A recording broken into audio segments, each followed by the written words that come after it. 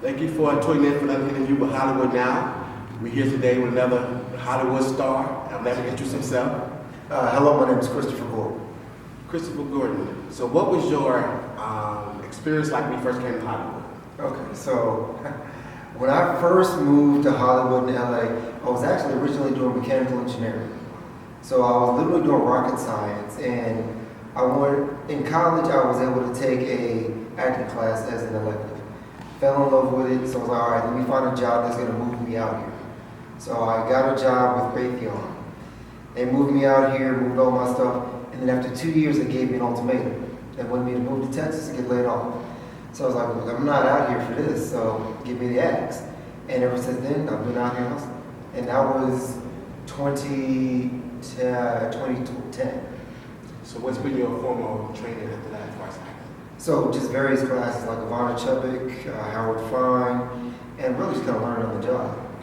Yeah, just being on set.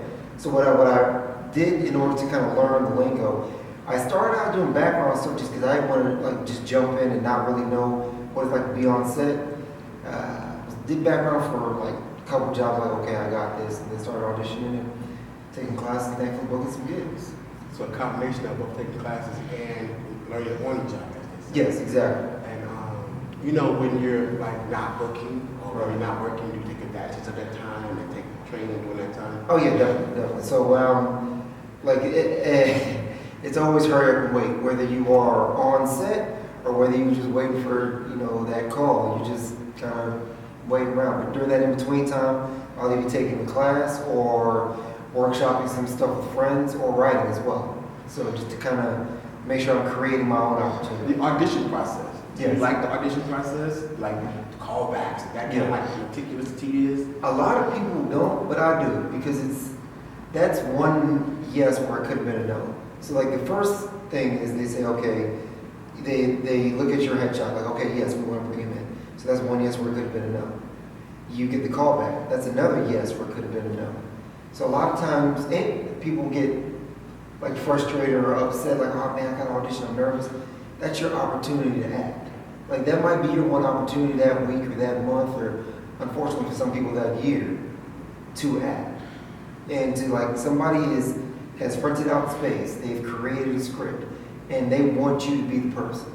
So you walk in, they want you to be that person. So just go in there with that confidence. And like I like audition. Yeah, the whole process of breaking it all down. A lot of people they're kind of like frustrated because of the typecast or lack of opportunity, as they would say. Right. But I like how actors like you that we call book. It's booked and busy. You know what I'm saying? Like you understand. Like once you get booked, do you feel like it's political? Because you know the ins and outs. Right. So once you begin to work on the set and be inside, Mhm. you probably understand. Oh, that's why they take me in. Right. That's why they did what they did. Sometimes there is definitely some politics. It's all about who you know. But you also have to be ready when you're there. Because like I know some people who have played the game amazingly. They've positioned themselves and then they get on set and then they shoot the bed. And I know some other people who just work their ass off and they finally get that one little role and they do amazing and turn that into a big role. So you have to do what you can in order to get on set, like politics, stuff like that. Just be nice to people, and then they'll help you get to where you want to be, and helping other people out helps you get to where you want to be.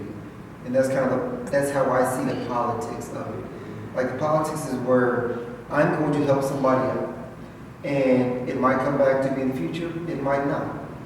But more times than not, I've gotten gigs just off of one, like being prepared, but also I've helped somebody out, like, hey, there's an audition coming up. I think you'd be right for it. Go in.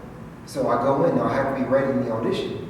But that's kind of where the politics piece is. We're just kind of being nice and kind of helping the community out. So the old saying that it's always nice to be nice, it still works, right? Exactly. But how I would take the opportunity to act, and a project comes out with the forever changing digital platforms and stuff like that. Right. the marketing. A lot of people are frustrated with the marketing. Like, you know, that was a great movie, Right. but I didn't see it. Right. You know, how frustrating could that be once you didn't got the role, did the work? That's one of those things that is completely out of your control, and that is frustrating as hell. Because one of my close homeboys told me, because he's been on a bunch of TV shows and movies too, and he was saying that, all right, it takes production, writing, acting, and directing. Once all those things congeal, then you have a great project. But if one of those things, and marketing. But if one of those things is off, then it could tank the whole movie. And because that's something that's kind of out of your control, you just have to do the best that you can and let the rest fall where it may. And just kind of trust that, okay, I've done what I came to do. You know, hopefully it'll be great. Because as talent, what can you do to help them as talent, what can I do to help is reading a lot of scripts lets you know when there's good writing and when there's kind of so-so writing, and not being afraid to speak up on stuff. Like a lot of my friends, some of my friends who are new to the game, and other of my friends who have been in the game for a while, they're afraid to kind of push back a little bit. Like, you're still, the director controls a lot of stuff, but it's still your image and your character that you're portraying. So you can push back a little bit. It's supposed to be a team. It's not supposed to be just somebody dictating to you and then you're just some robot doing whatever. Like, push back a little bit, give ideas. Like, come to the set, come to, the director, come to the producers with different takes on the character. And be bold with it. I mean, like, there's been times where I've put fake scars on my face, or I've had to shave my head a couple times, or one of my close boys, he booked a gig and it was like a TV show for a while, but that was like his big break. For the audition, he dyed his hair bright red. Do different stuff, and that's how you can help the project. That's by adding to the character, by making it a real and unique individual, because everybody's real and unique, and people want to watch somebody who is different. So don't just be running and be bold. So articulate a little bit on pushback. You mean trust the director more? Well, you definitely trust the director more. Trust the director, but you also want to, if you have an idea about something, the director says, hey, I want you to say it like this. Well, say, okay, well, why? Or I was actually kind of thinking about it like this. And it's supposed to be a teamwork type thing. Like, one pilot that I'm actually finishing up tomorrow. Tomorrow's the last day it's supposed to be the last day of reshoots, but there might be more reshoots. And the director of it, the project's called King K Street, so it's about these, they're like lobbyists in DC, which is very cool. And with the director, I was talking to him about some of my different ideas and some kind of how I want to tweak some of the lines, and he was all for it. So just push back on stuff. That's what I mean by pushback, just giving ideas, not just being dictated to. So how is that received? Sometimes the director could be like, not so. Well, yeah, and sometimes it's not well received. And if it's something that you firmly believe, then put your foot down.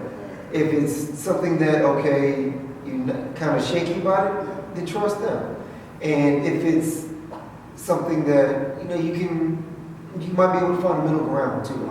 But just always realize that it's a team thing. Like, they chose you, but you also chose to do the project. Because you don't want to get fired because you boundaries or whatever. But don't be afraid to get fired. Yeah. Okay. So because if you go in there with bold ideas, like some of the best actors, they push back on, so they kind of wild because they have different ideas on things. Yeah. So can you help, because you have a lot, it's just a lot in Hollywood as far as, working with other talent. Who's some of the great people you had the privilege of working with? Let's see, I got to work with Issa Rae, that was dope. Yeah, Issa was real cool. I got to work with, I forgot his name, but he's Beyonce's mom's husband. Richard Lawson, I got to work with him. Yeah, Richard Lawson was real cool. And I got to work with director Thomas Carter, one of my first gigs. I got to go down to New Orleans and be directed by him. And he's done a bunch of cool movies like Save the Last Dance and Swing Kids and stuff. When I'm around talent like that, it's like you just can't help but to really zoom in and really like study them because it's like Yeah. you watch them on TV and stuff like that. So like it's great they're like you learn from them. So that's like great, you know. But they're also people too, so everybody's always continuously learning. Yeah. Like I've been on set before where big name actors drop their lines. It happens to everybody. You know, you just gotta be just understanding that it's a team. And the more of a team atmosphere that everybody builds and that you accept, the easier and more fun it is, and the better the project will ultimately turn out to be. You've been doing a lot of adventure projects like, Black Panther type stuff. Do you think that's where, sometimes with actors, it's like, do the role choose me or do I choose the roles? Like, do you feel like that's where it's going for you? Yeah, I mean, I'm all about just trying different things. Like earlier we were talking about like the whole typecast thing, and I'm not worried about being typecast because that means at least I'll have a type. Yeah. And then eventually you can, get branded out of that. Like Matthew McConaughey was, kind of the dopey love interest. Yeah. And then he did the Dallas Buyers Club, which was amazing. He's great. Yeah, and from there, now he's been able to branch out to a bunch of other stuff. Yeah. But you were typecasted as something first. So Yeah, it's because you grow from that. It could have been like you always had all those growth elements, but that gave you a chance. Like maybe he can do this. The more roles you play, and the more faced with the challenges of getting projects done. Yeah, like that's important to the more roles you play, because it's a lot of components to it. Right. So it's like how is that working as far as you get your projects done? It's hard to get something. Like I will write something, and while I come up with a concept, bounce it off to my friends.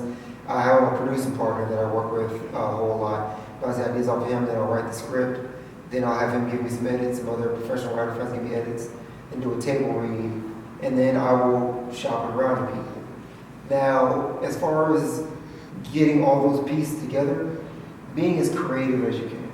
Like some people, they find reasons to they find ways to let people tell them no.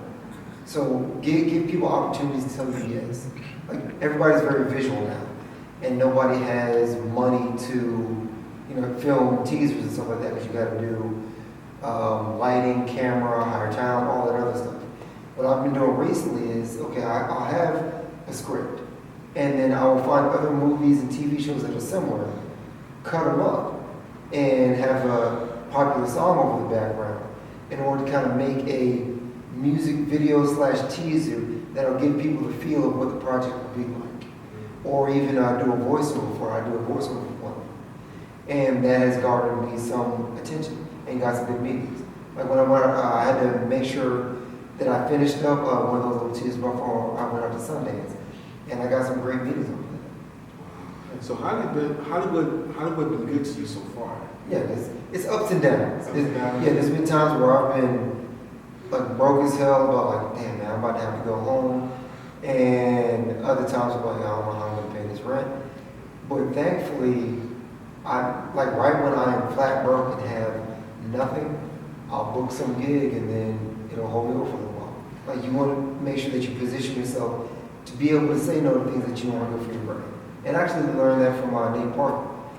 So I got to talk to him on set, and he was saying that people who, there's another one that's in my day, unfortunately, but a lot of times people get that big check, and they'll go out and buy a car, buy a house, something like that. Not really anticipating, okay, I got to keep up these payments on this, or I have to keep up the maintenance on this. So therefore, they have to take another role that will kind of brandish their brand, or is not on the path that they want to do in order to pay for the stuff that they bought. So that's why I'm saying you never want to be a slave to your possessions. So pretty much to sum up what we've been talking about as far as Hollywood, Hollywood been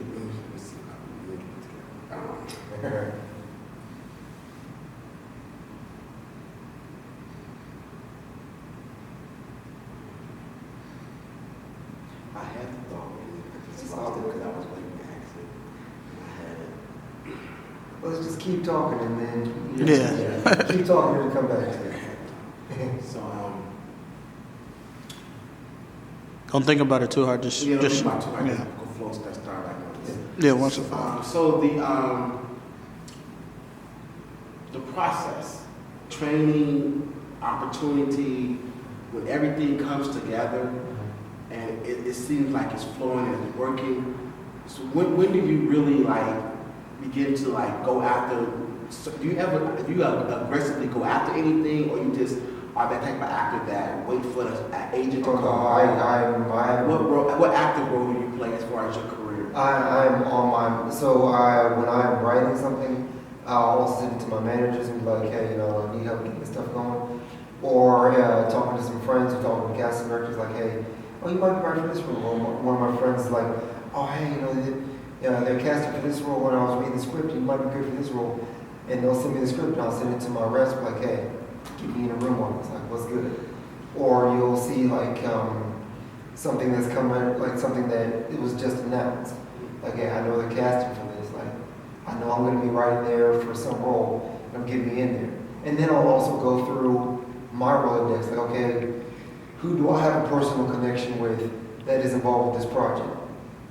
And like, whether it's a producer, a writer, a director, or whatever, and I'll reach out to them like, hey, if you feel like there's any, never being pushy, but just like, hey, if you feel like there's a role that's right for me, I'm definitely interested. I'm definitely ready to check it out. Well, that's interesting because I never heard an actor say that. Oh, You would think that, but Yeah. to hear actors say that, Okay. it's great. The worst thing that somebody can just tell you is no. Right. But it's also like the way you go about things. Like, don't be like, oh, hey, I need this role right now. And if you don't get the role, if you don't get in the room, you're not right for it. Like, there have been times where, and I know my reps probably hate me for doing this, but I've gone in for a role. I'm like, okay, this is cool, but I think my boy will be better for this. I think my boy Scenarios is You've done that before? I mean, because and the casting directors like that stuff. And sometimes I've ultimately gotten the role. Other times, nobody gets the role. Me being an agent, I would like that. I have to deal with my homeboys where if we go out for the same role and one of us gets it and the other one doesn't, the one who gets it, dinner's on them. Yeah, so literally everybody's eating. And if it's a bigger role, then we go on mash rolls, we get that steak. That's another actor. That's a rule for them. Whoever's working, that's who pays. All that. Yeah. So, what advice would you give to aspiring actors who want to come to Hollywood? Because it's every day they come. What advice would you give them in hindsight, looking back on even what I've learned and what I did, what I can pour into the actors that's coming tomorrow? Okay. There's a couple things. One, keep going. And don't let I forgot who said this, but I thought it was like a really good quote. Don't let the no's go to your heart or the yeses go to your head. Mm-hmm. So like, don't get a big head if you get something big, like, because then after that gig's over, it's what have you done lately? And just be nice to people, enjoy the journey. We're in Southern California. It is a beautiful day almost every day. Like, you're out here pursuing your dream. Like, I have so many talented friends who are all across the nation that, didn't make a move out here. And now they have like 3 or 4 kids and they can't take that risk. If you've made the journey to come out here, you're already ahead of the game. Just realize that. And also, like I said earlier about the auditions, don't look at it as like, oh, I'm nervous. They want you to be the person. Like, that is one yes, where they said, okay, bring that person in. That's one yes where it could have been enough. Thank you so much for doing the show, man. I appreciate you, man. Definitely look out for Kristopher Gordon, man. He's the man right here. Hollywood Now, guys. Stay tuned.